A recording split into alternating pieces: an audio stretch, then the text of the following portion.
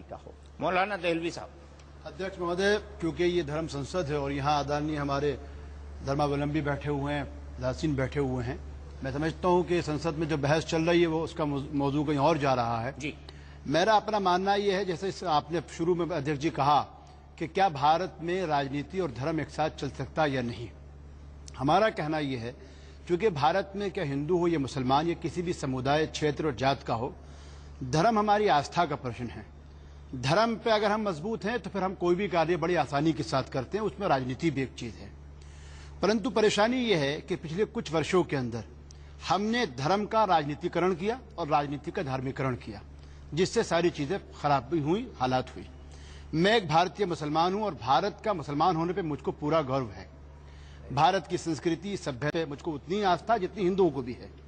परंतु जब मैं ये देखता हूं कि मैं जिस परिवार से आता हूं, मैं एक सैयद हूं और मैं जिस जमाने में शाहजहां ने जामा मस्जिद को बसाया था, उसने एक ऊंची पहाड़ी पे सैयद और ब्राह्मणों को बराबर बराबर बसाया था। मैंने राम को उस वक्त देखा जब राम के बारे में इकबाल ने कहा था, बुलंद है जिसकी वजह से बामे हिंद अहले नजर कहते हैं उसको इमाम हिंद, यानी राम के बारे में राम को हिंदुस्तान का इमाम माना था।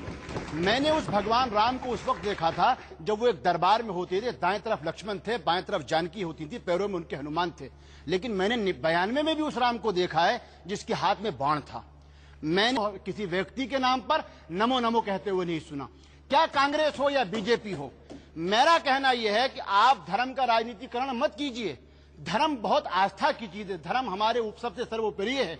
हम इन धर्मावलंबियों का उतना ही आदर करते हैं जितना हम अपने इमाम और मौलवियों का करते हैं। स्वामी स्वरूपानंद जी महाराज और गोविंदपुरी महाराज को हमने देखा है कि हम उनके घर, उनके आश्रम में जाके हमने रोजा इफ्तार करा है, लेकिन कभी हमको उन लोगों ने ये नहीं कहा कि आपके करने से इस आश्रम की शोभा में कुछ कमी आ जाएगी। कांची कामाकोटि शंकराचार्य की जहां पीठ है उसके बराबर में मस्जिद है। आरती के वक्त आजान की आवाज को नीचे कर लिया जाता है और आजान के वक्त आरती की आवाज को नीचे कर लिया जाता है। अगर इस धर्म ऐसी राजनीति होगी तो मैं हाथ जोड़ के इन सब धर्मगुरुओं से कहता हूं, इन दोनों को मार्गदर्शन दीजिए, वरना ये देश ऐसे विनाश की तरफ जाएगा जिसको हम कोई नहीं रोक सकते।